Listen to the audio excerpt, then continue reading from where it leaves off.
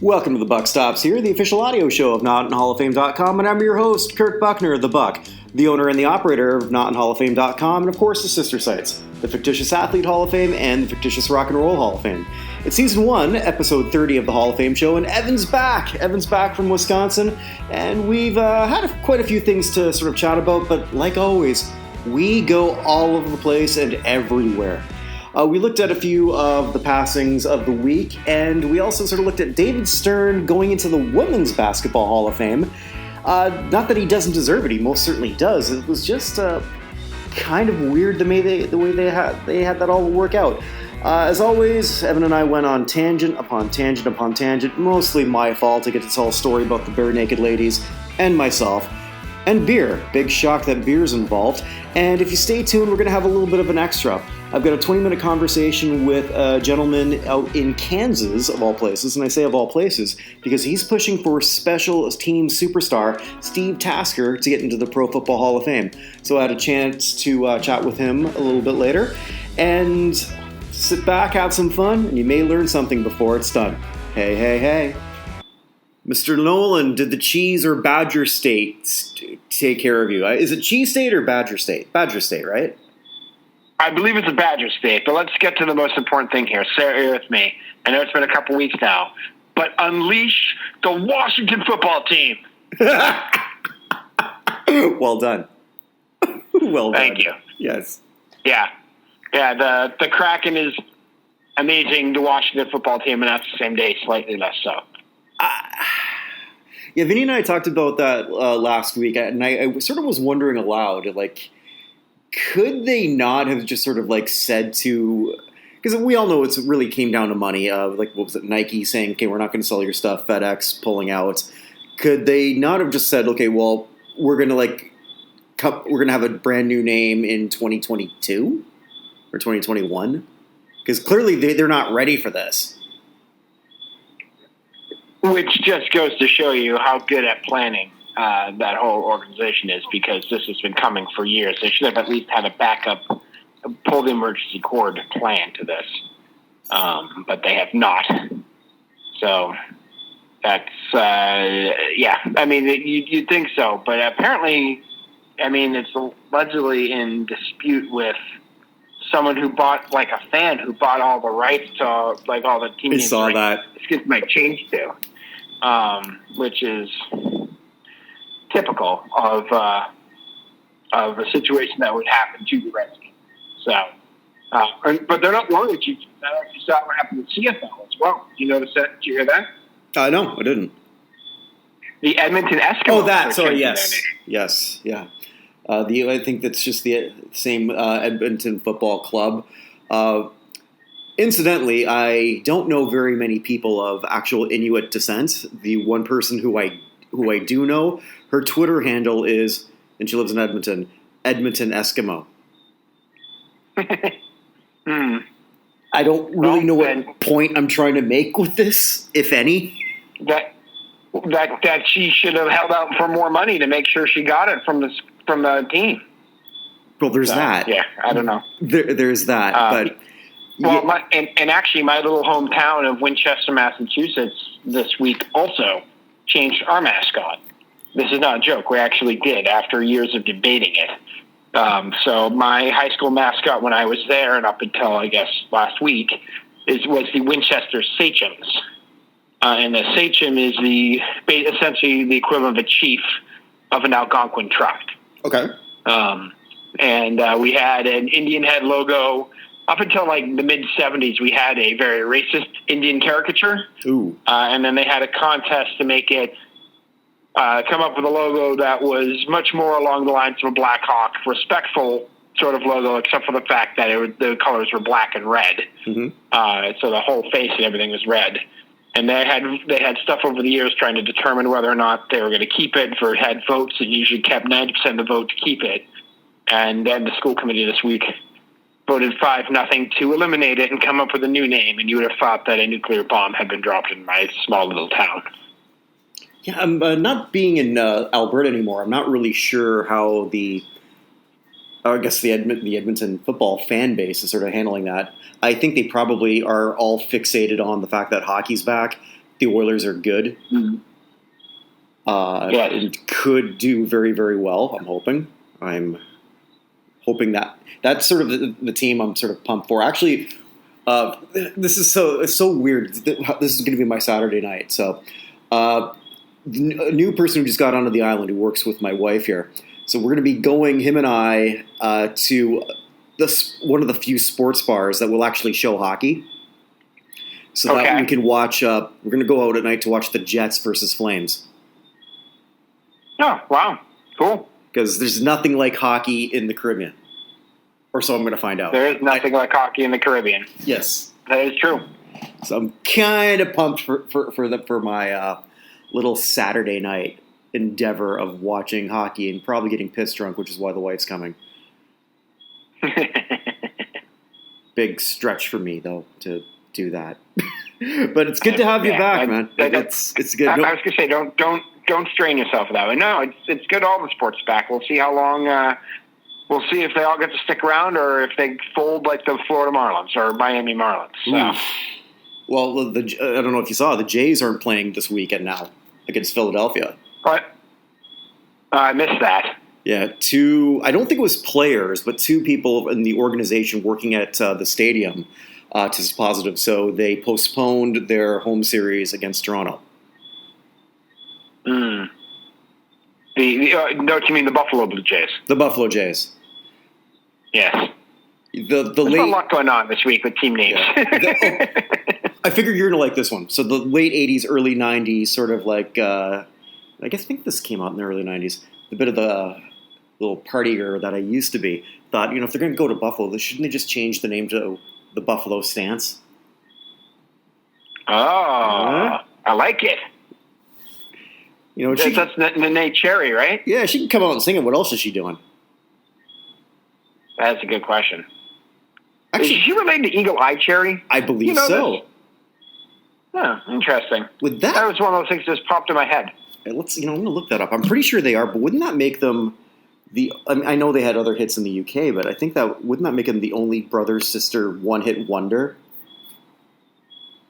I guess it depends on. I think Eagle Eye Cherry charted as well on that Santana album. Oh, okay. Santana's Supernatural album that did everything that the Smooth from Rob Thomas is off of that album and a whole bunch of others. But I think Eagle Eye Cherry and Santana also charted from their song from that because a ton of songs charted. I may be wrong, but a ton of songs charted somewhere on the charts from that album. So it's entirely possible he charted from that. All right, and I don't know. Half brother of Nina Cherry. Half brother. Okay. And here's interesting from his Wikipedia page. He pursued acting in high school alongside contemporaries like Jennifer Aniston and Chaz Bono. Wow. Wishing it was ever chart. Son of American jazz artist Don Cherry, not the hockey pundit. Are we sure? Based on why Don Cherry was let go, I would say there's a pretty good reality that, I'd say we're sure on that one. Okay, fine. I don't want to sort of trash Don Cherry that way here, but I think it's kind of likely that maybe when he was on the road, there might have been a certain type he had. And we'll leave it at that. Fair enough. Yeah, sure. So we got a few things to sort of go through. Do we want to start with some of the significant passings? I suppose we could do that. Well, actually, do you want to start with? I'd like to start with someone who passed earlier this year, actually the first day of this year. I want your reaction to his election to the Women's Basketball Hall of Fame. Yeah, that of David Stern. So that one for me, it's I have a mixed reaction to it. First gut reaction is, absolutely he belongs there. Without him, the WNBA not only does not exist, it doesn't live. Correct.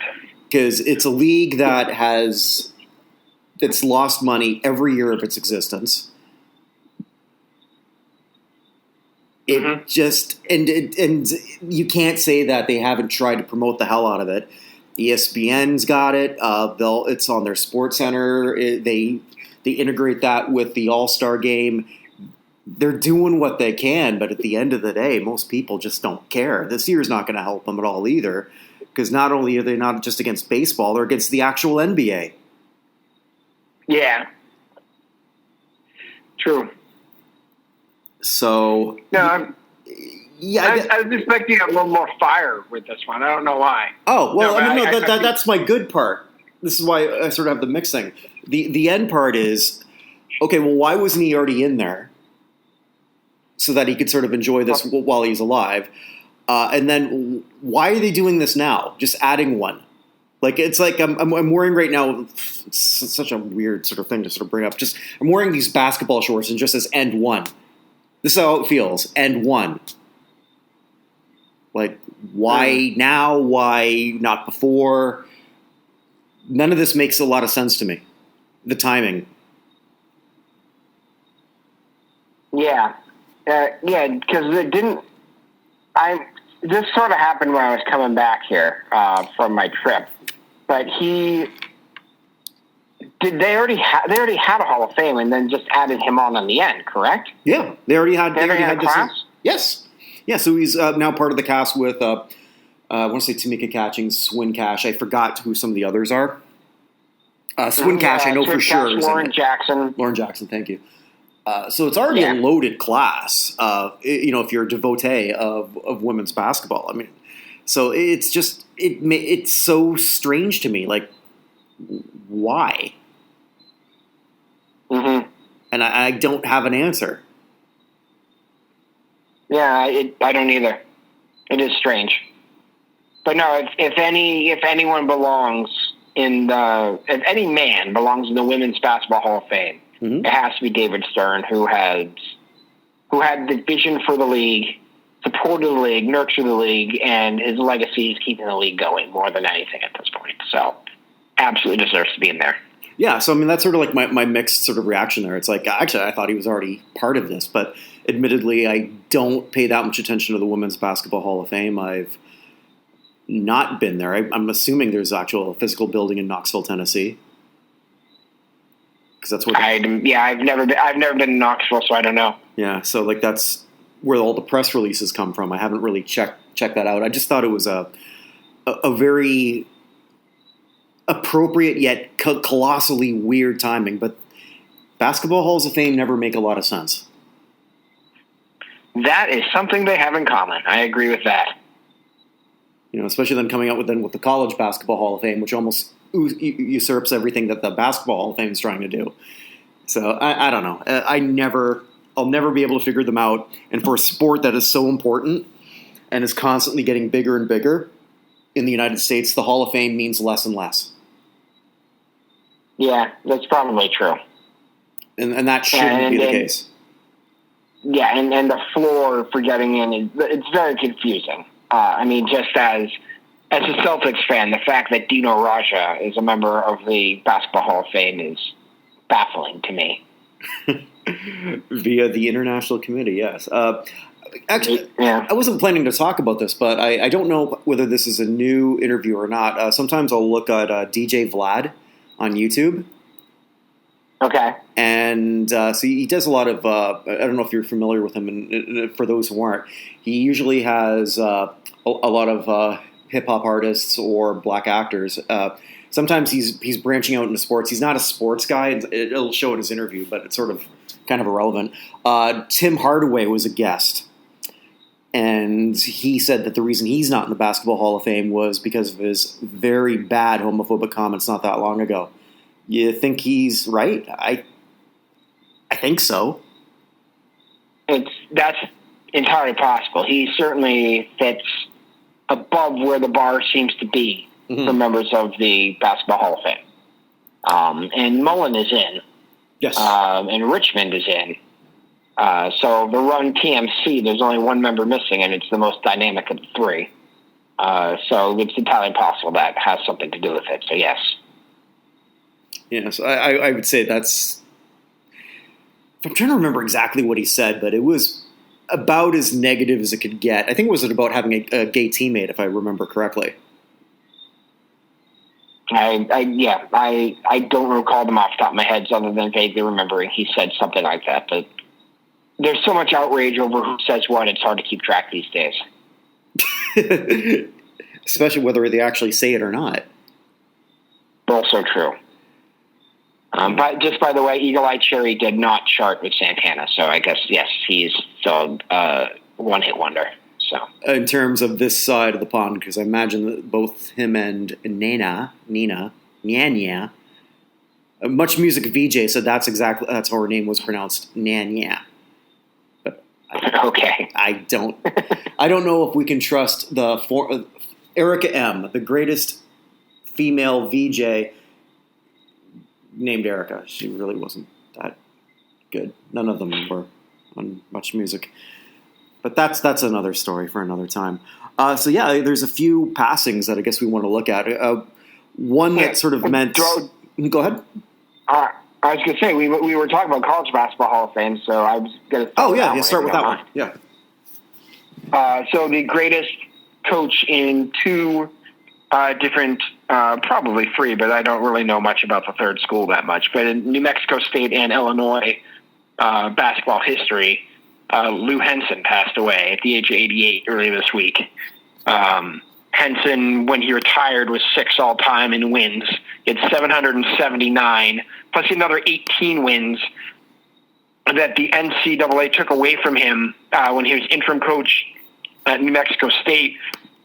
And the only reason I can understand they took away from him is that he was being paid $1 a month in order to take the job. He's just taking an interim basis, and apparently that wasn't enough for him to be paid. There's no other reason that I could tell that he lost the wins off of his record. He's not allowed to get paid?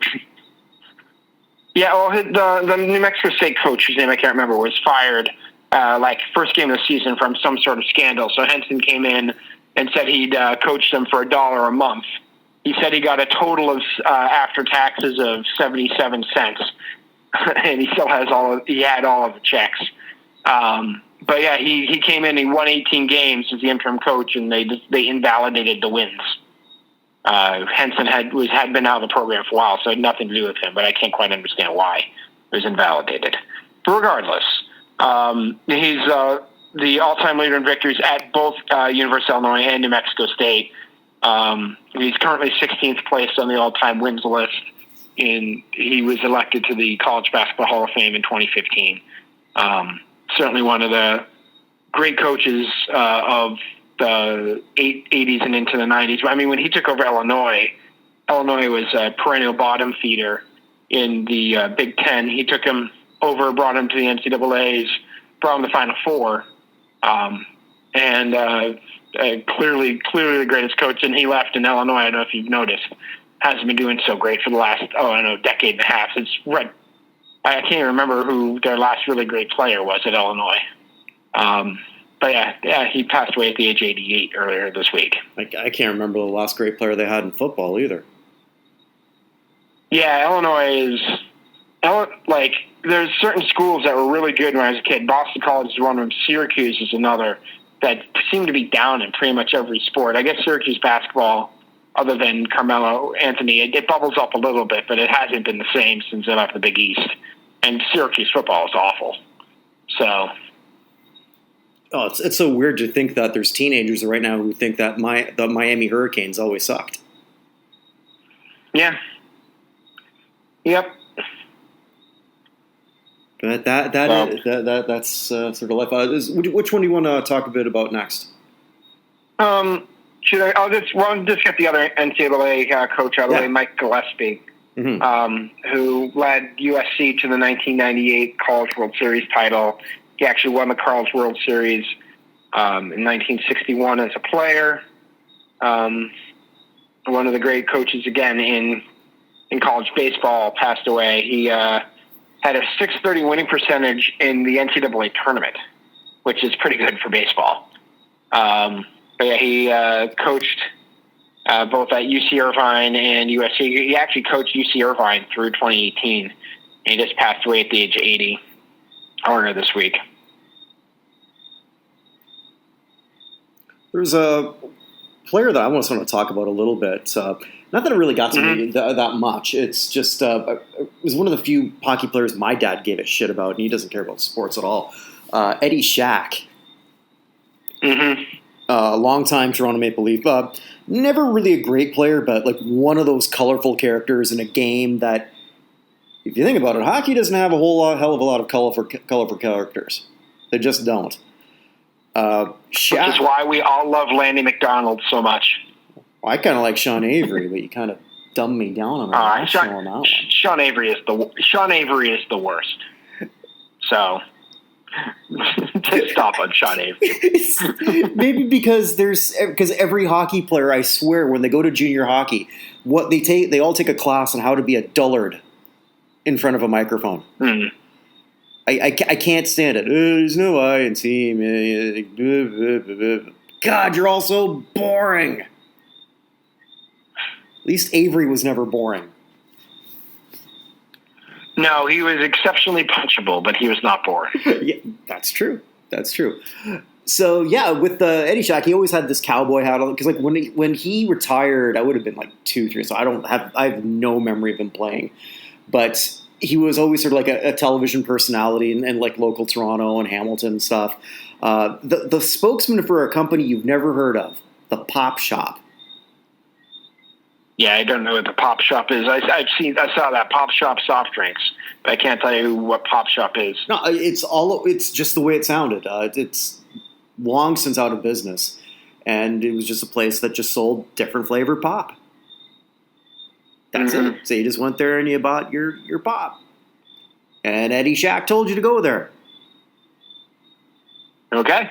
And they had a song about him that went #1 in Canada, which kind of tells you all you need to know about Canadian charts.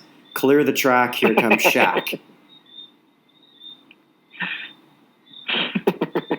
There's a joke in there about Canadian artists, but I'll let it go this time. Oh, why? Why? Back before then? Because we're talking about somebody's passing. So let's. Well, I'll make fun of Canadian artists a little bit later. Oh, please do, because I'll help you. Okay. I will Fair enough. gladly help. It was an embarrassment, some of that shit I had to watch when I was a kid. You know, back in my day, when the remote control only had 2 buttons, you see. And but you brought us. You can't do that on television. So yeah, that's when things. You should see the stuff before that. Oh, so the Robin Sparkles era. I'm sorry, that's How I Met Your Mother joke. Yeah, but anyway, but no, that bit is bang on. Let's go to the mall. Do you know who they sort of based that on, right?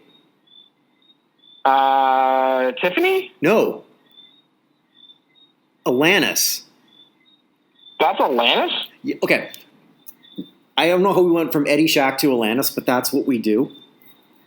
Oh, yeah. Yes, we do. It's all the preparation we put in before the show. Exactly. Yeah. So before Alanis was Jagged Little Pill. So you know her on You Can't Do That on television because she was on that. Mm-hmm. Okay. So in between there, she was Canadian Tiffany. Oh, wow. So here's your homework tonight. Google or YouTube Alanis, Never Too Hot. Never Too High? Hot. Hot. Yeah. So it's just her doing with the giant permed and frosted hair, doing a little dance and all that stuff. So this was only like 3 years before Jagged Little Pill. So when that album came out, it's like, and I'm listening to You Ought to Know, like and my first thought was like, there's no fucking way this is Alanis. Because we just knew her as Canadian Tiffany. And another useless story here. So when I went to school in Ottawa, no midget joke. This will only mean something to people who are regular listeners, and thank God maybe there's not that many of them here. I was at a bar. This was this alt bar called Zaphod's, and there was a band there playing called The Odds. Okay. And just one of those many bands that did well in Canada but never made it anywhere else. the Bare Naked Ladies were actually there in the bar because they were playing Winterlude, which is just the way it sounds, a celebration of winter. The canal is frozen, so you just skate over top of it. So they were there. It was the Bare Naked Ladies playing with Alanis, and that's when Alanis was like, if you were a college kid, she was a joke to you, especially when you're trying to think how cool music is, and I was a music snob then too. So it was the lead singer. What's his name? Stephen Page. Right, so there was three girls all around him, and then so like me, like the drunken asshole that I am, just sort of like barged in between two of the girls, like, "Hey man, what's it like to jam with Alanis?"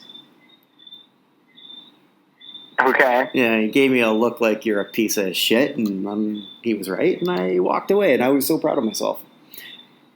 And nearly 30 years later, I can tell this story on a show. And that is why you get yourself a show. Yeah, just to tell this sort of nonsense. But yeah, that's that Robin Sparkle like literally is a takeoff on what Alanis was. No word of a lie, man. All right. There were some pretty good Canadian stereotypes that came out of Colby Smallwood's character on that show. But anyway, let's get back to Eddie Shack and the man who scored a Stanley Cup winning goal with his butt. Yeah, no, and he's just one of those characters. Like, great interview, always wearing his cowboy hat, just never not smiling. Another iconic mustache. He might be one to sort of consider if you ever do the March Madness of mustaches. Again, I'd like to. That may have to happen just in general. Yeah, so like the Shaq is someone I'd like to sort of nominate. Just a character, fun guy. And 15 years. As you say, and has 4 Stanley Cup rings with the Maple Leafs, which is not an easy thing to do. No, it's not. So I mean, like, a good player, ranked on the hockey list. I forget where, but that's in the process of changing very quickly. So I want to say like going to be 107. Okay. He is one of 9 players in NHL history to score at least 20 goals in a season for 5 or more NHL teams. Yes, I mean, like, more than capable. With his offense, just not never a superstar, but a workman, and a workman-like player. He's one of those few players that you could honestly say that if you were going to see a Leaf game in the '60s, or like when he came back in the mid '70s, that you were happy. You weren't necessarily there to see some of the other Hall of Famer or the people who became Hall of Famers. You were kind of happy to see Eddie Shack. And there's very few players in any sport that you're going to get that type of memory from. Yeah. No, I can understand that. Crowd favorite and the mustache is fantastic. Yeah. I know I use that word a lot, but it's my one time because it works. The mustache is excellent that Eddie Shack had. I'm trying to think like who would be sort of like a Boston equivalent of that, like regardless of sport. El Guapo, Rich Garces. I don't know. I'm almost thinking like, was Jerry Remy popular? As a player, he was. Yeah, he's much more popular as a commentator. Okay. Yeah. Oh, so you're thinking something along those lines? Yeah, I mean, like a very serviceable player. Like, he wasn't there as a gimmick. He did his job, did it reasonably well. Was never going to be considered like an all-star. I mean, Shaq went to a couple all-star games, but that was back when it was the Stanley Cup champion defending against an all-star team based on the other 5 teams. Right. That's a good question. I have to think about that. Like, I almost want to say like a Phil Rizzuto, but somehow he squeaked into the Hall of Fame. Yes, well, he played for the Yankees. That's true, and he was an announcer for the Yankees forever. That's the one quote I'll always remember when I did talk to Pete Rose. Is like, I never watched the Yankees game to watch Phil Rizzuto. Yeah, well, actually, that might be close to the answer that you're looking for Boston athlete. Maybe it might be Johnny Pesky. Okay, yeah. The better version of Phil Rizzuto with a lot fewer rings. Mm-hmm. Or even Rizzuto, to his credit, said that Pesky should have been in the Hall well before he was. But anyway. Or like Willie Horton with the Detroit Tigers. But anyway, I digress. Yeah. We have a couple more passings to go through. Would you like to stick to sports, or you want to head over to the roots in Malik B? Let's leave him last. Okay. So then I guess the next up is 1986 Red Sox scapegoat. I was going to ask you about this. John McNamara passed away at the age of 88. I wanted to ask you actually like this because just to put it in context. So like when we're saying scapegoat, he's the guy who didn't take out Bill Buchner defensively, which he had done twice before. For was it Dave Stapleton? I think. Yeah, Dave Stapleton. Okay, correct. Right. Who himself wasn't exactly the best defensive player, but I guess at that point in his career he was, in comparison to Buchner. McNamara famously said that he wanted to leave Buchner out there because he just loved the guy and wanted him to be on the field when they won the World Series. So, What do you think? I mean, that's far more closer to your wheelhouse than mine. Yeah, I think that the Schiraldi situation was more problematic than anything. To be fair, I mean, Buchner was a heck of a baseball player who one moment completely ruined the way everyone thought of him. But at that point, Buchner didn't have two really functioning knees. And even though Stapleton, who is a catcher/infielder, was not a huge defensive upgrade, he at least was capable of a little bit more movement than Buchner was. Mm-hmm. But, I mean, that 86 team was really pretty darn good. And McNamara did a very good job getting them there and was a pretty good coach up until the end of Game 6 of the World Series. I mean, the Red Sox were in position to win the World Series before the ball went through Buckner's legs.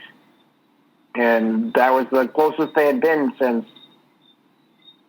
67? Well, I guess 75 when Fisk hit the foul pole.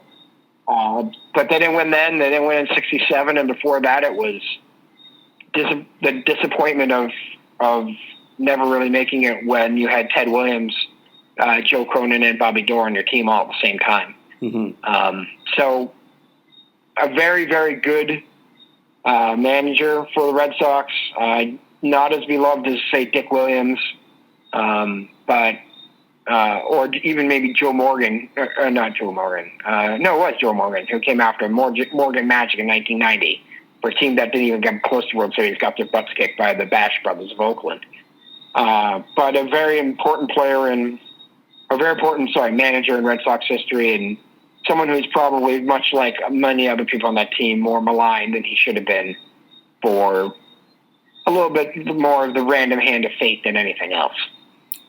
And people forget also, too, there was another game after that, which they didn't win. There was. Yeah, they didn't win that game. Yeah, it's the same thing with the Fisk home run. Everyone in Boston says it's the greatest World Series game ever played. Pete Rose might tell you it's the greatest World Series game ever played. But then there was a Game 7 that the Red Sox did not win. Yeah, I mean, they had a chance the next night, and they were just flat, and just they're out of it. So yeah, it's McNamara passing is it's an interesting thought on where things are. I felt differently when Buchner passed away, because Buchner was completely and utterly devastated over one moment in time. That it was almost that when U2 came out with their video for "Stuck in a Moment." I don't know if you remember that music video at all, but they had basically the Scott Norwood character kicking the football to win the Super Bowl and missing in the video was wide left over and over again. Mm-hmm. I just kind of felt like Buchner was stuck in a moment he couldn't get out of, and completely unfairly maligned. McNamara probably deserves a little more of the blame. I'd still put him more beloved than Jimmy Williams in the 2003 Red Sox keeping Pedro in situation. So, yeah, interesting legacy in Boston. He's coached for another couple of years before he moved on. He coached the Indians after that for a couple of years. Actually ended up coaching, 6 teams? Athletics, Padres, Reds, Angels, Red Sox, and Indians. Yeah, he passed in Brentwood, Tennessee at the age of 88. Natural causes, was it? I believe so. Hold on one second. Well, you're looking that up. Yeah. I'm going to give you the opposite of sort of like being deflated or just sort of like keeping everything up. Because like another sort of thing that people will forget because that wasn't the clinching game. It's like we've talked about this team so many times, but the U.S. hockey team that won in 1980, beating the Soviet Union was not the gold medal game. It was not the gold medal game, correct? Yeah, they had to beat Finland, which they were underdogs for that one too. Mm-hmm. And for them to sort of keep that up after I can't even imagine the emotional rush you've got, and then you got to like calm the fuck down to sort of play one more game. Yeah. If when we do this United States Hall of Fame stuff, if that's not one of the first teams inducted, something's inherently wrong. Yeah, 100%. We have to get on that too, because we're getting August is 2 days away, and I think we should try and get all this in before the end of the year, don't you? Definitely. I'll get to work on that a little bit more the next couple weeks. Another passing that I know you wanted to touch on. Actually, I didn't even catch that until you sent me a message today. Which my phone autocorrected from Malik to Mike somehow. Well, I was looking up like who the hell's Mike B? Yeah, I apologize. That's like I went back and looked at it when I was preparing, and by preparing it means opening the tabs that I knew we were going to talk about on my computer. I was like, oh my god, I can't believe that said that. No, Malik Abdul Basit, or Bassett. I've actually never heard how it's pronounced. Major contributor to the Roots. He passed away at 47. I didn't see a cause of death. I don't think when it was released at the time. But he appeared on the first 4 albums with Questlove and Tariq Black Thought Trotter. He and Tariq were kind of counterpoints for the lyrics of the group, in particular those first 4 albums. And he passed. He's only 47, so it's way too young. But I have no idea exactly why. It's just very, very sad. So yeah, he left the group pretty early too, like almost like before their biggest success. Yeah. I mean, it's the early Roots stuff. I think, he left in 99, and they were eligible for the Rock Hall for the first time, I believe, last year. I know it was last year. So 2019, they were 1993. So he was there for the first 4 albums for 6 years. And he came back, I know, on a couple albums. I think he was on Game Theory in 06. He might have been on Rising Down in 08. I can't remember that one, but I know he was in Game Theory. I mean, it's a very different sounding voice than Black Thought. So they're interesting counterpoints if you ever listen to any of the early Roots stuff. Which I'm going to be doing that, I think, later tonight. That's one thing I've been doing. I don't know if I mentioned. I listen to an older, not necessarily old album, but like one album a day based on... Oh, cool. Yeah, so what it is, there's a website called acclaimedmusic.net. I tried to find the guy who runs it, and I did, but I can't find his email. Because it's basically what he does. This would be like right up your alley. He takes a composite of all the all the critics' best of lists, an album, songs, whatever, from the U.S., Canada, United Kingdom, a lot of other countries too. And then he's essentially created the top 3,000 critically loved albums. Okay. And does the same with songs. And then it's sort of like my site too. I mean, originally when I first discovered him, he had like the top 500. Now he's at 3,000. Wow. Because, like, one thing, I already know what we're talking about next week. The new hockey list will be out. Okay. Going up to 300. Wow. Just a lot of hockey players. They are all hockey players, yes. Pretty much once you get past 100, none of them really have any reason to be in the Hall of Fame, but it's just more of sort of like a composite or just seeing where they are.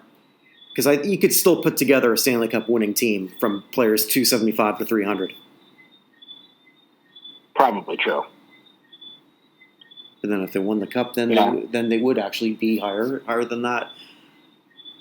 Then they might actually that is also a possibility. By the way, there were a couple other ones. John Saxon from Enter the Dragon passed away too. Yeah, actor John Saxon. Yes. From the most illogical sports film of all time. Yeah, I know. We brought that up 3 weeks ago now. Yep. So it's rough. I figured I'd mention it.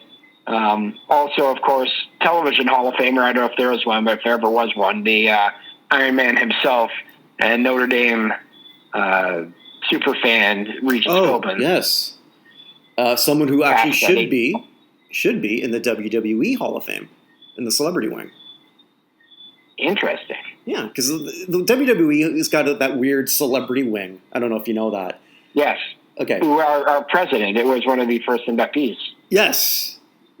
And then at least he actually sort of participated on TV a few times. They have Drew Carey in there, who was in the Royal Rumble in one match. So he appeared on WWE TV for 5 minutes. William the Refrigerator Perry is. It was a very, very well received 5 minutes, though. Not really. Ratings were off the charts in Cleveland. Sorry, Will the Refrigerator Perry? Yeah, actually, let me bring that up. Because he was in the WrestleMania 2 Battle Royal.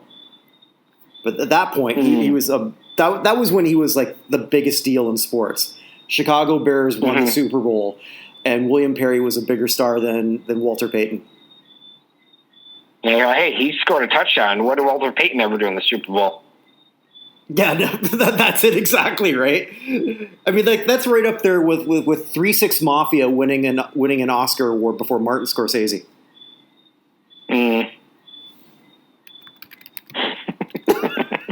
Well, who's the better director? Sorry. I'm trying to bring this Regis, up now. Regis passed 88, and of course, one of the last great Hollywood actresses passed this week too, in Olivia de Havilland. I didn't even know she was still alive. Yeah, she and her sister Joan Fontaine. Fontaine passed 4 or 5 years ago, and she was like 98. But I think I've told you about the whole project my wife and I have done where we're trying to watch every movie ever nominated for Best Picture, except now we have kids and we don't have time to watch movies. So one of the movies we have watched as part of this is Gone with the Wind, where she was nominated for a role of Best Supporting Actress. But as part of this, somebody once got us a book on like the history of the Oscars. And so before we watch a movie, we'd read through that section or whatever that year was as to what was going on and things like that. And one of the most interesting things on that was, so she was nominated for her role as Melanie in Gone with the Wind and ended up losing to Hattie McDaniel, who is the first ever African-American to win an Oscar for her role for Gone with the Wind as a housekeeper. A movie that you're not allowed to watch anymore. Yeah, it was a tough movie to watch in the beginning. It's weird that you're rooting for the guy to dump the girl the whole time. I never saw it. Like, oh my God. But when he says, Frank Radio, don't give a damn, you're like, dude, you should have saved us the last hour and a half, my friend. You should have done that an hour and a half ago. But anyway, importantly, Joan Fontaine and Olivia Havilland did not get along. They got in a fight in like 1974 and didn't speak for basically after that. And I'm going to blame de Havilland on this because just based off of history I've seen, but from that book, when Hattie McDaniel won the Best Supporting Actress, that was given away. It was the Oscars were in a much smaller space at that point. but it was given away by the presenter who's like, it's a testament to the changing of the world that we can celebrate people of all colors and creeds or something along those lines. And de Havilland got up and like pouted, stormed out of the room. And Louis B. Mayer's wife, who's Jewish, basically stormed out after her and said to her, if you don't get your ass back out of that room, smile and clap, I'm going to make sure you never work in movies again. And she walked back in and smiled and clapped. Damn. And basically it stormed her after that, just after the speech, stormed out and refused to go to the Oscars for a couple of years. It's a good thing Harvey Weinstein wasn't sort of around back then. He would have had a totally different ultimatum. Yeah, well, yes. By all accounts, as much of a mogul as Sam Mayer, however you pronounce it, was, he at least was not a lech. So, anyway. Yeah, but she also passed away. But let's go on to something else. What else we got this week? Oh, I just wanted to go through because I wanted to talk more about Regis Philbin and how I legitimately think he belongs in the WWE Celebrity Wing Hall of Fame. So okay, why? Okay, early on, so like when he was doing a bunch of like a lot of shows in Los Angeles, he befriended Classy Freddie Blassie. So he actually became friends with him, and then when he got his own show, he kept having wrestlers on it. And even when he would have them on the Regis, and that's when it was Kathy Lee back then. So whenever they had something to promote, he would be one of the few mainstream talk show hosts that would have them on the show and actually sort of, because he followed wrestling, he knew what their characters were. He never tried to belittle them. He never said, so I hear this shit's fake. He just played along with it, just absolutely loved it, appeared at WrestleMania 7 as a guest commentator. And, always treated them much better than a lot of other mainstream celebrities ever did. So he's one of the few celebrities that actually did something for that. As opposed to some of the 10 who are actually in it. Want to know who they are? Yes, please. Right. I know two. All right, so I know Trump and Drew Carey. And Refrigerator Perry. So 3. Snoop Dogg. He should just be in all Hall of Fame, so I have no trouble with that. Go ahead. Well, Snoop Dogg, he's one of those guys. Like, does he say no to anything? No, and does anyone ever feel like there's too much Snoop Dogg in their lives? No. I swear he's the only rapper from the 90s or turn of the century or turn of the millennium that can get away with just saying, yeah, I'll take this check, and nobody calls him out on it. I mean, he's like best friends with Martha Stewart. Yes. Arnold Schwarzenegger. Okay. Kid Rock. Bob Uecker. Yeah, that's the overlap you were saying, right? Yeah, the only overlap, I think, between our fictitious athlete hall, because he's in as a contributor, and the WWE hall. And I'm definitely sort of worthy of that. William Perry, then Mr. T. I pity the fool wouldn't put him in the hall. Well, he should have been the first guy in. Who was the first guy? Pete Rose. In terms of celebrities. Okay. I actually got to ask him about that, too.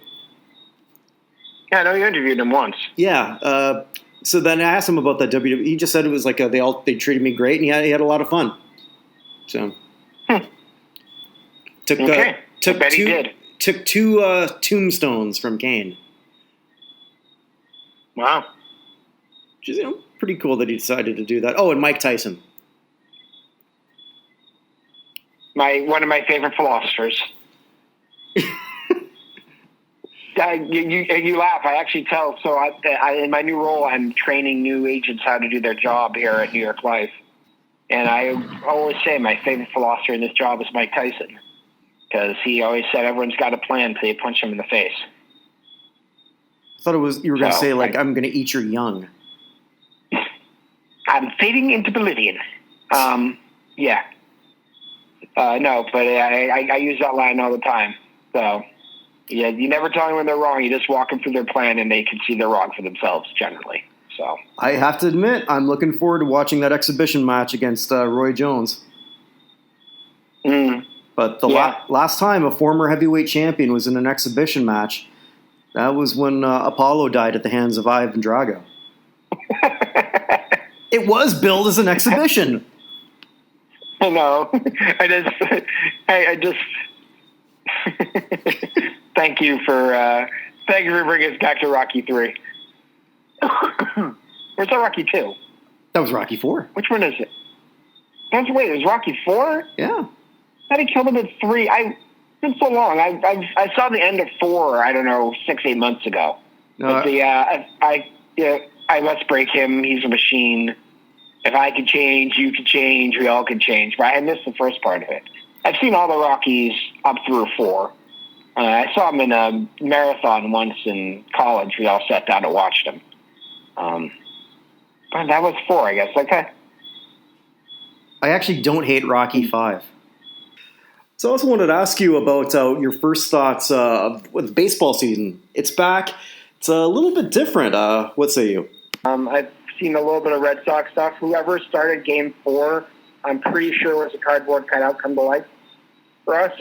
I had never, ever, ever heard of him until his announcement was started the day before. But the baseball's been okay. It's been entertaining. It's been good to have it back. Yeah, and just the Joe Kelly thing. Just I don't quite understand. What are we at for hit by pitch? 3, I think, huh? For the Astros? Yeah, there were 3 the first day, and then Joe Kelly missed, and then made a pouty face at Bregman as they left the field.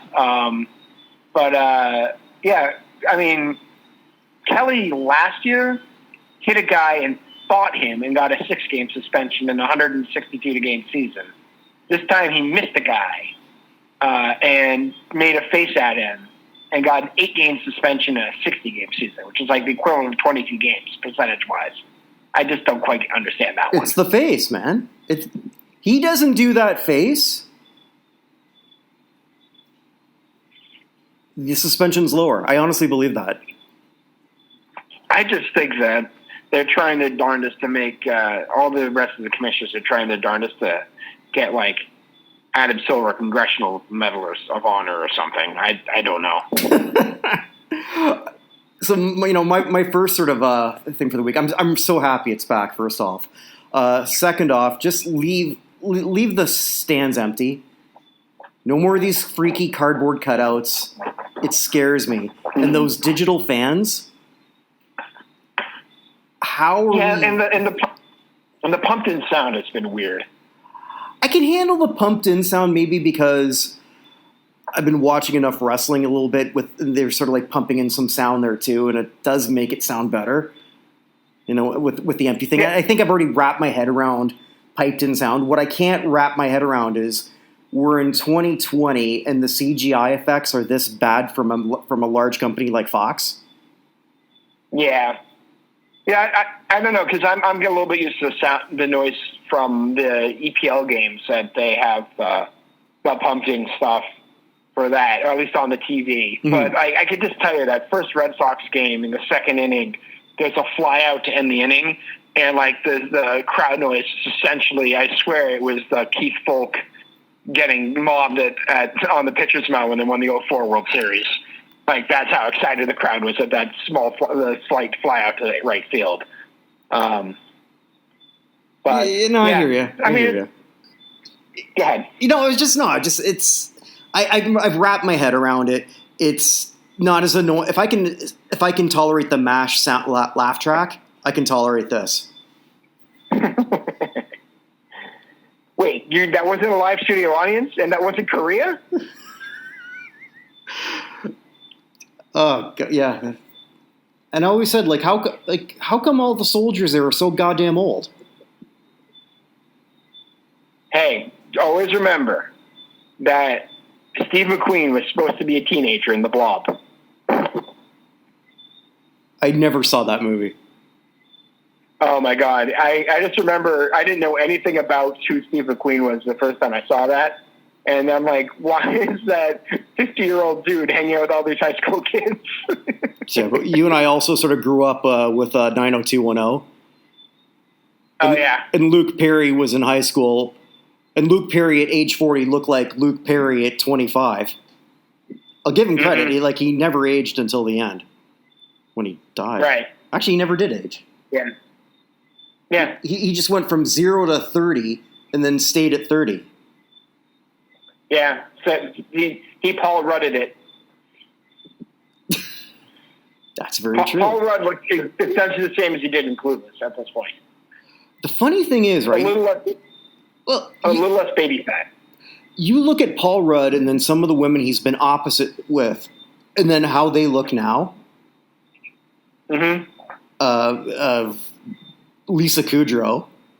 I know you hate Friends, but I told you she's the only redeeming part of it. Okay. So I would hate Lisa Kudrow. Plus, Romy Michelle's High School Reunion is a highly underrated late '90s film. I do like that film. But also I prefer Lisa Kudrow's aging to and just saying, you know what, I'm getting older, I'm not doing anything, to whatever Courtney Cox has become. Yeah. But no one's going to be casting Lisa Kudrow as a superhero. True, but I feel like Lisa Kudrow has potential to be like the lovable, the celebrity everybody loves when she shows up and stuff. Kind of what's happened with,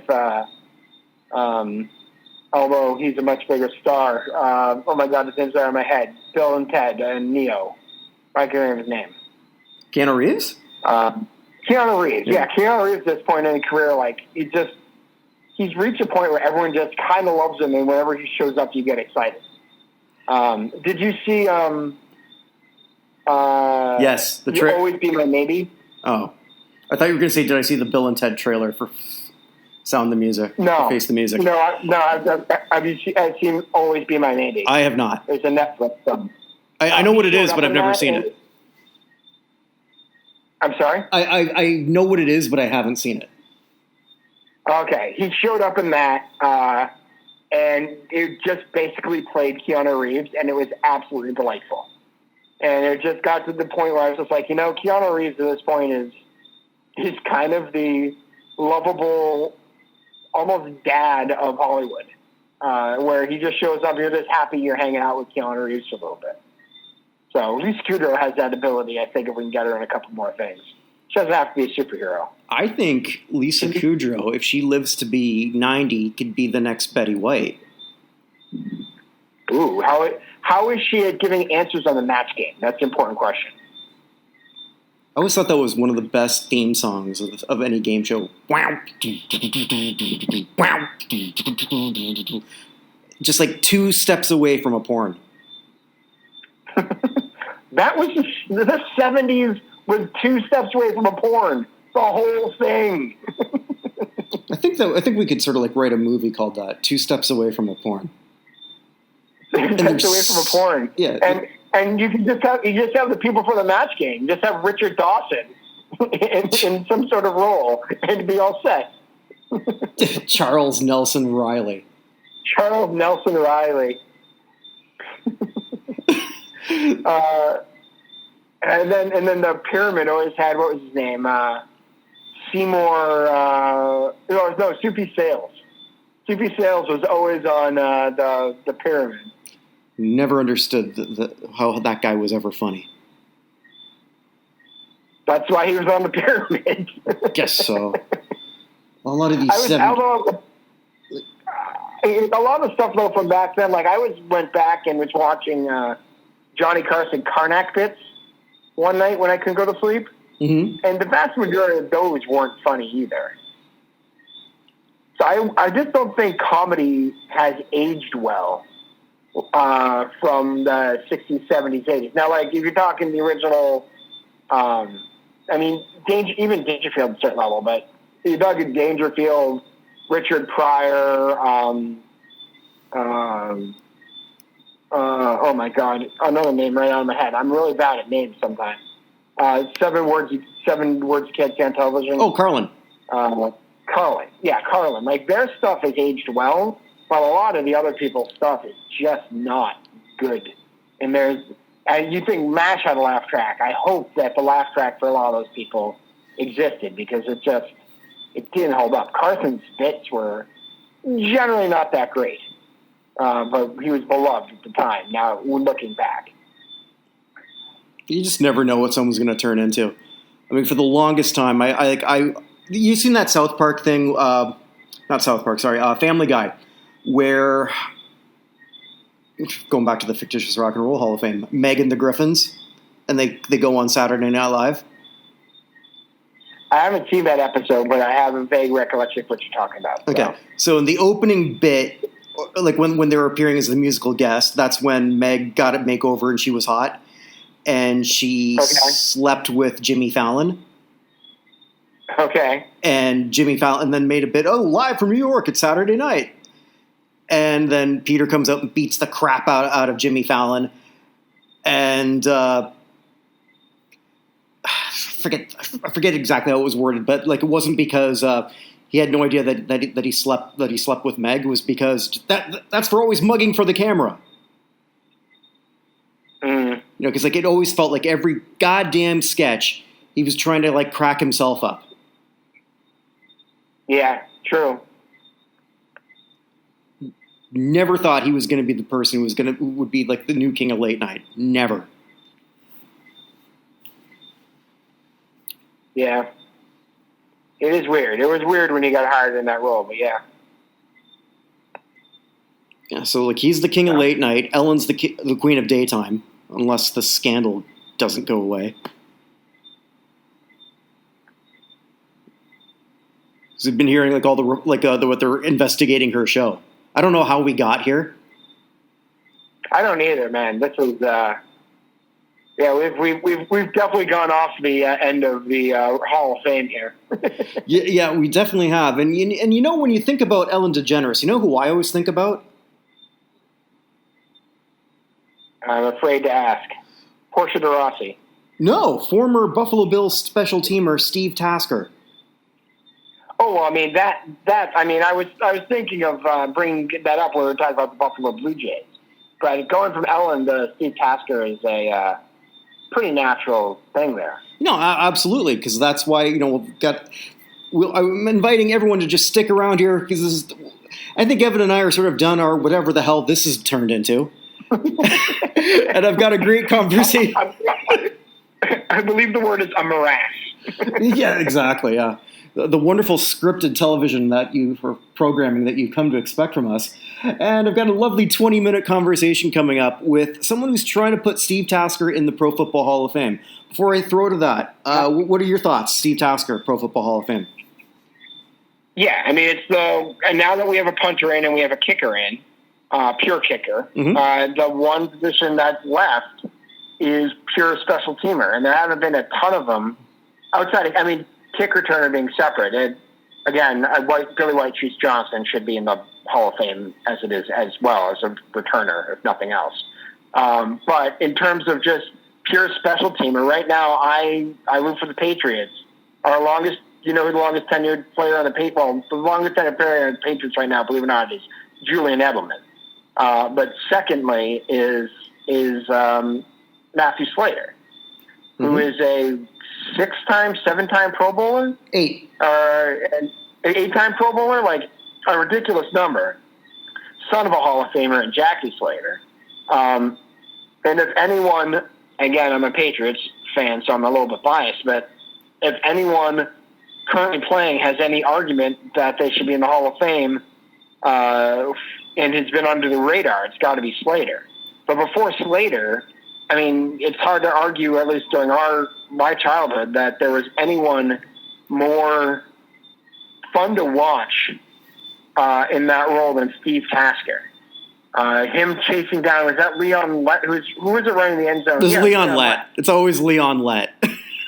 It's always Leon Lett. Running to the end zone with the ball down, and Tasker again just sprinted like 60 yards to knock it out of his hand and get a touchback out of it. when Like, the game was already like over that. too, right? Which is also Yeah. what made him a legend.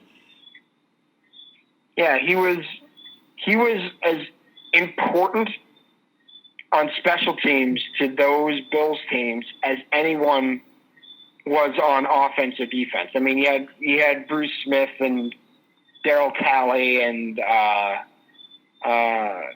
couple others who. There's another guy who was just in my head and it just popped out. But the defenders on that side, and of course you had Kelly and Andre Reed and Thurman Thomas on the other side. But Tasker was equal in my mind as like one of the iconic people of those Bills teams. And I am fully in favor of Steve Tasker. And he's got people. I mean, he's been a semifinalist before, multiple times. I know that one of his big supporters, and he's been trying to get him in for years, is no one circles their wagons like the Buffalo Bills. Himself, Chris Berman. Berman has been the Steve Tasker stand for years and years and years. And he just needs, at this point, he needs to get to the senior committee so they can just have an up or down vote on him. That senior committee's got to induct a lot more than 2 players next year. Or if they go back to 1, Yeah. But that, I suppose that's a story for another time. The football is the one sport that needs to induct more people every year than they do. Like, it's baseball, I feel, had, once they figure out the steroid stuff, baseball tends to induct the right number of people, and there are people they have overlooked. I think you and I both think that Dick Allen is a great person for them to go back and look. When they got Ted Simmons in, we were pretty excited about it. Basketball puts too many people in. Hockey is hit or miss. I mean, this year's class is great. Last year's class, we've made our opinions clear on that one. But football, you got football, and I'm still working on that project, but football had the audacity to not induct people when they got to the end of the up or down vote with five players up or down, and there were multiple people who got to that point who they voted down and then put in later, like Michael Irvin was one of them. And that just, by snubbing a guy who's going to be in the Hall of Fame anyway when you have a chance to vote him in, that just created this bottleneck. That in that one year they had 4 quarterbacks elected only. It was Dan Marino, Steve Young, Fritz Pollard, and I can't remember who the 4th one was. But they had a 4 QB class back in like 2002, 2003, somewhere around there, which was just ridiculous. They had 2 modern players and 2 senior candidates, and that was it. It just has created this backlog of players who just never even got a hearing. I think that the Football Hall of Fame, and I've said it before, does it better than almost any of the other halls because they have you can nominate whoever you want, then they have a winnowing process and down and down and down. But the problem is if you can't get past that first winnowing process for whatever reason, like it is, I mean, Billy White Shoes Johnson is on 2 all-decade teams and has never been a finalist. Never been a semifinalist. Never been a semi. Well, most of his stuff was before they had a semifinals because the semifinalists weren't announced until much later than you'd think. But yeah, and he hasn't been there either. But he's never been a finalist. He's never been a senior candidate. As far as we could tell, Billy White Shoes Johnson has never been considered for the Pro Football Hall of Fame, which is crazy. And they did some great stuff by having the 10 players get in for the 100th anniversary. You could quibble on which 10 players they put in, but at least they got 10 more in. But yeah, they can't go back to just doing 1 a year, or there are just too many people. I mean, there are too many guys from the AFL who have just been entirely forgotten. Never had a hearing and they're basically gone. Tom Seastack is one of those guys. I've brought up Houston Antwine before, John Morris, or a couple of early Patriots, Gino Capoletti. There are just a ton of them who just need a hearing. They need a way to get in front of people, and there are just too many people. So that's one of the things. Going back to Tasker. Tasker needs to get to the senior committee, I think, in order to get his up or down vote. But once you're there, getting to that point is also going to be a challenge because there's so many other people who they need to look at. Well, he was part of that first pair down. Riley. Sorry, go ahead. Well, Tasker was part of that first pair down when they went from 40 to 20, if I remember right. Right. For the Centennial class. But yeah, you mentioned like Ken Riley. Like that's another good one who never got a look. Which is insane. The dude is still like fourth in the NFL history interception at a time where they threw the ball way less than they do now. That's so true. It's so true. But, like when I talked to gentleman Vance Meek, the Bengals super fan, like we were sort of talking about how the Bengals they don't do a great job, like the organization, not necessarily the fan base, of promoting, their own players. And you and I have talked about that too. Mm-hmm. Yeah, they're the worst. Mm-hmm. And that's why there's so few Bengals in the Hall of Fame. There's one Bengal in the Hall of Fame. There are two other players that played for the Bengals. James Lofton and Terrell Owens. In the entire history of that franchise, 3 players who played for the Bengals, that and Anthony Munoz, are in the Hall of Fame. That's crazy. That's crazy sauce. Do you think Terrell Owens keeps his Bengals jersey right beside the jersey or the jacket he made, his homemade jacket for the Pro Football Hall of Fame? Like the one before he got in? That and a picture of himself doing sit-ups and push-ups in his driveway without a shirt on for that one interview. Yeah.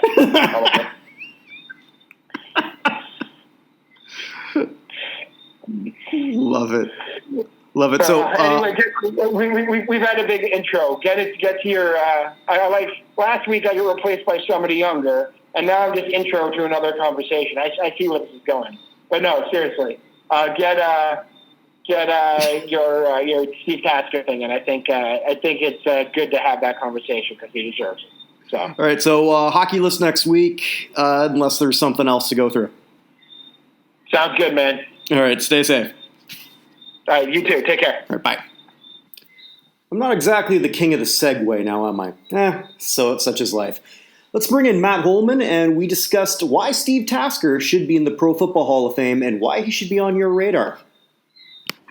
Matt, thanks for taking the time to be on the show. I'm really excited to talk to you about a player that I'm quite passionate about, Steve Tasker, someone who is probably considered the best special teamer not currently in the Pro Football Hall of Fame.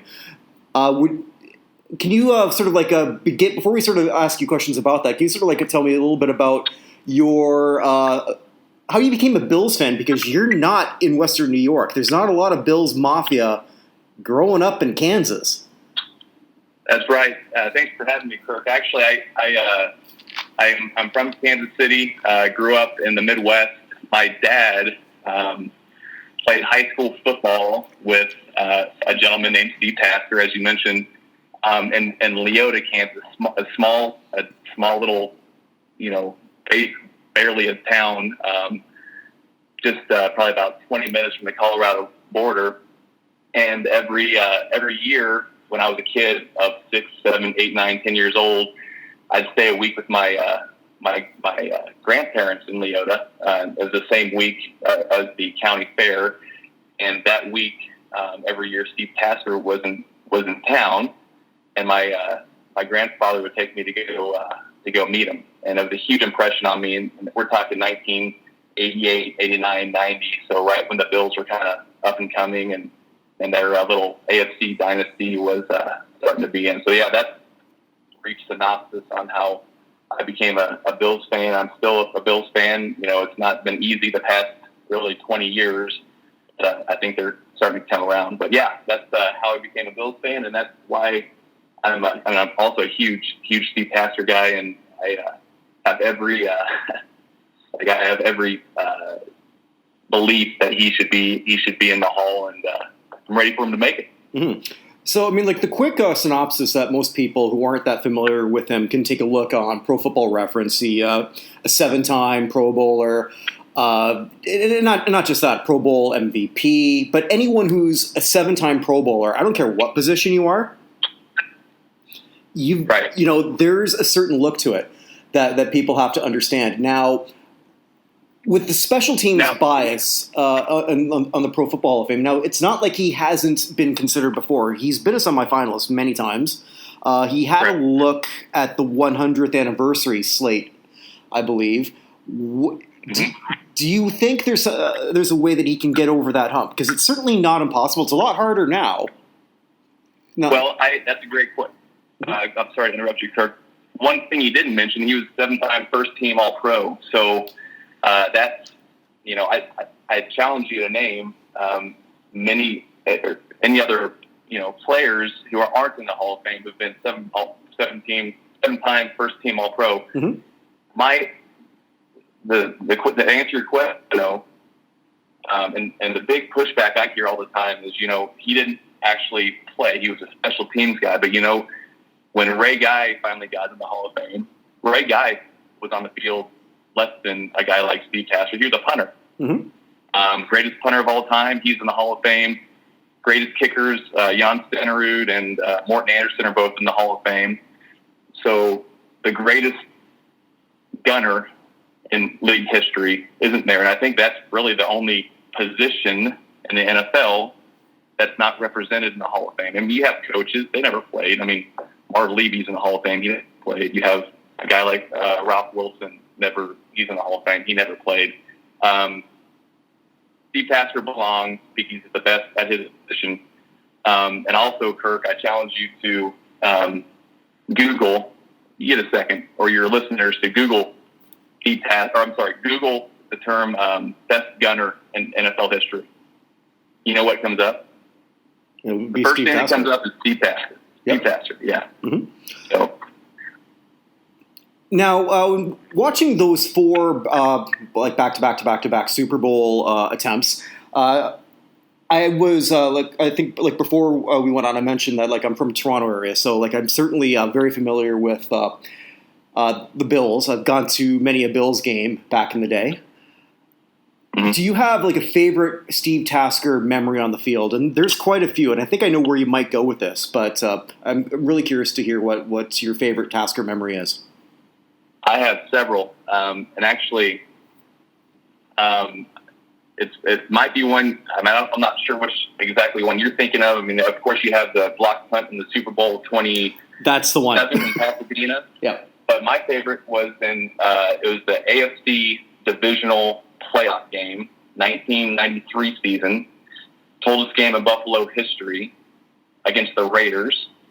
Tasker picked off a line drive kickoff. I believe it was Jeff Jager. I'm not sure who the kicker was for the Raiders, but he picked it off and damn near returned it for a touchdown. Bills were down at the time, and it was I swear he knew what was coming. He knew that Jager was going to line drive this kick, and he returned it all the way back. And I remember just thinking how incredible that was. I mean, he was a game changer. I mean, he was Mr. Special Teams more than any other guy in NFL history. I mean, he had Bill Bates. I mean, his name is the other name that you hear every now and then. But no, that would definitely be the play that stands out in my mind. Also, you think about in the Pro Bowl, I believe in '92, where he blocked a kick.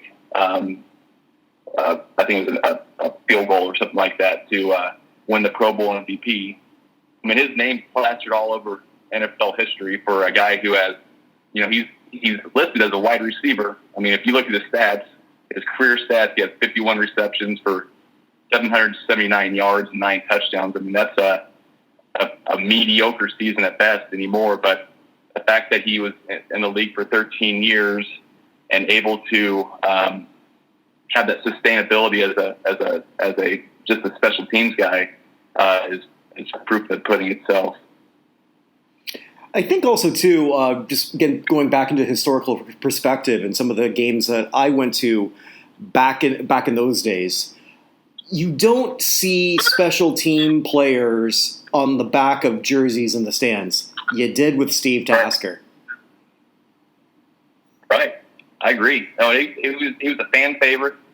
And it's funny, Kirk, I don't know if you remember this or not. And by the way, growing up in rural Missouri, where I grew up, Sedalia, Missouri, which I'm from originally, but back in the mid-'90s, before DirecTV, and it was impossible to catch a Bills game, but anytime I had the opportunity to see one on TV, I'd catch it. But Steve Tasker's final game was 1997 against the Green Bay Packers. And he was a choir boy. I mean, that was his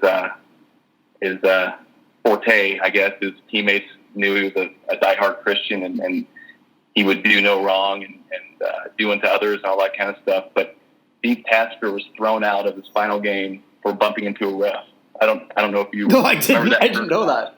But that was a hell of a way to finish a Hall of Fame career for somebody who was always, he joined a prayer group after every game, and even I think even after the Super Bowls, they went out, grabbed other members of the other teams, and they'd go pray. But anyway, it was a funny little side note. But yeah, he was a fan favorite. Everyone, I mean, he's on the Bills Wall of Fame. I mean, how many special teams guys are on Teams Wall of Fame? Not too many. Not very many. There's a current player I want to ask you about, and a division rival. I'm sure you're very familiar with him, Matthew Slater of the New England Patriots, who is a multi-time Pro Bowler, probably the only current special team player in a similar capacity to Mr. Tasker, who could be a Hall of Fame candidate one day. Does Slater's play, in your opinion, help or hinder Steve Tasker to get into the Pro Football Hall of Fame? Well, I'm not as familiar with him. How many Pro Bowls has he been in? I believe so. I'll look that up right now. I want to say 7 right off the top of my head. He does needs to say have the Super Bowls that Steve Tasker doesn't have. Having said that, I mean, I think that was a little bit more of a loaded team. Right. Well, I mean, if he continues to do his thing, and he does, I mean, we're talking years from now. If he were to make the Hall of Fame, hopefully Steve would make it before that. And if he's an electrifying player and he's well noticed, I mean, maybe that could put that position back in the forefront. Yeah, 8 Pro Bowls, 3 Super Bowls, and I'm just getting how many first team All Pros. First team All Pros 2, including last year. He's also sort of listed as a wide receiver, but he's played a lot less in that capacity. Only, actually, how many receptions? 1. 1 reception. Well, and to piggyback on that too, Kirk, it's well documented that Jim Kelly would make his push to put Tasker on the field as much as he could. That's true. Because Kelly thought Tasker had the best receiving hands of all the Bills. I mean, we're talking better than Andre Reed, better than James Lofton, Don Beebe, Eric Moulds later in Kelly's career. And whenever Tasker was in the game, and it would only be because some of those guys were injured, that's who Kelly was looking for. And Steve Tasker was all of 5'9", and could just get open. He's always a reliable guy for Jim Kelly too. And granted, I mean, he won't be in the Hall of Fame because of his receiving skills, but that's just another testament to the guy. But, going back to Kelly, because that was one other thing I was going to ask you, Kelly's also been very vocal of his belief that Tasker is a Pro Football Hall of Famer in his eyes. Right. Oh, sure. Yeah, I mean, and that team, that team is loaded with Hall of Famers from the owner, Ralph Wilson, to the GM, Bill Polian, to Marv Levy, Jim Kelly, Thurman Thomas, Andre Reed, Bruce Smith, James Lofton, who am I forgetting? I mean, there's other guys on those teams too. Mm-hmm. And so a Hall of Famer knows a Hall of Famer. And I will say this too, Kirk, that you ask any football guy who the best all-time special teams guy is. I mean, it's Steve Tasker 99% of the time, and it's a generational thing. It's not just '90s guys. I mean, there's people. I mean, he was on the top 10 players not in the Hall of Fame. I think NFL Network put that out, and it's out on YouTube as well. And I think he came in at number 9. So it's something that's out there. It's well known. But like I mentioned earlier, the big pushback is he was only on the field, X amount of plays. I mean, he wasn't good enough to make an offense or a defense. So he was special teams. But you know what? Like I said earlier, you have a kicker in there. You have, like I said, Morton Anderson and Jan Stenerud. You have a punter and Ray Guy. It's time for a gunner to get in because he was a game changer. There were many games that the Bills won because of a block punt Steve Tasker came in and had, or an excellent special teams tackle on the punt game. And it's not unprecedented too in other sports, like with designated hitters in the Baseball Hall of Fame. So it's certainly not it's not a football only type of idea. Dennis Rodman, you can argue, only knew how to rebound. Wasn't interested in scoring. I'm sorry, what was that? I was just saying that he wasn't necessarily interested in scoring. I mean, sometimes people actually said he was too focused on rebounds to necessarily in getting positioning himself, at the expense of any kind of scoring ability that he did have. He just generally chose not to. Right. He was a team player. He knew his role, and he did what he had to do to help the team out, and that was another testament to his longevity as well. How many years did Dennis Rodman play? 15? I'm not sure, but that when you have that kind of specialty, it's noticed and it's warranted to keep you around. Now, do you have any contact with? I'm assuming you're following him on Twitter, but do you still have any contact with Steve Tasker at all at this point? No. I am actually I'm going to plug my Twitter handle if you don't mind. Oh yeah, I definitely want you to, please. Yeah, it's at HOF Steve Tasker, and I'll have fun. I'll wish him happy birthday on his when it's his birthday, all that kind of April 10th, by the way. And I'll basically I made this Twitter handle, several months ago. It's been around, but it's kind of like a grassroots effort just to get awareness on the unjust fact that Steve Tasker's not in there. And I think we're up to like 1,500 followers. I mean, it's nothing crazy right now, but I've only had it up since just January.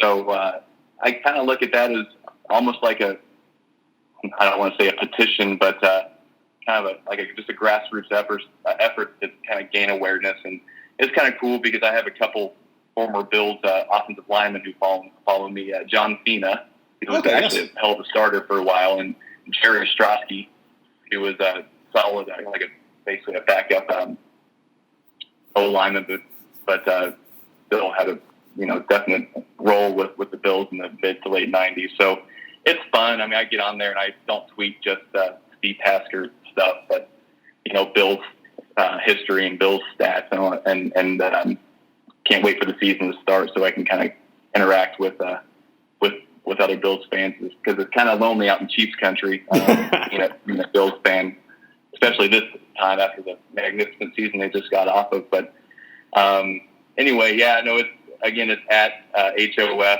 Steve Tasker, and really appreciate if your followers gave me or if your listeners gave me a follow. Yeah, no, definitely, and thank you so much for coming on. I just wanted to ask one thing, since you're following Steve on social media a little bit more closer than I am.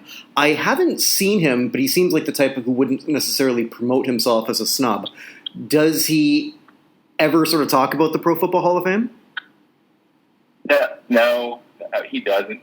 And actually, I've seen he's on record. I mean, he doesn't really tweet very often, but he's on record as saying that why he doesn't belong in the Pro Football Hall of Fame, because it's more reserved or like I mentioned before, like the naysayers say, for people who play offense, people who play defense.